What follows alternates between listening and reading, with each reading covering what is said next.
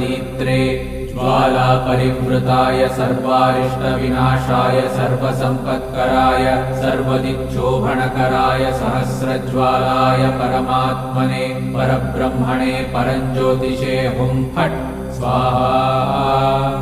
ॐ श्रीं ह्रीं ऐं क्लीं कृष्णाय गोविन्दाय गोपीजनवल्लभाय पराय परमपुरुषाय परमात्मने परकर्म मंत्र यंत्र तंत्रौषधास्त्र शस्त्राणि संहर संहर मृत्योर्मोचय मोचय आयुर्वर्धय वर्धय क्षिप्रारोग्यं च कुरु कुरु सर्वकार्यसिद्धिं कुरु कुरु। ॐ नमो भगवते महासुदर्शनाय दीप्त्रे ज्वाला परिवृताय सर्वारिष्टविनाशाय सर्वसम्पत्कराय सर्वदिक्शोभनकराय सहस्रज्वालाय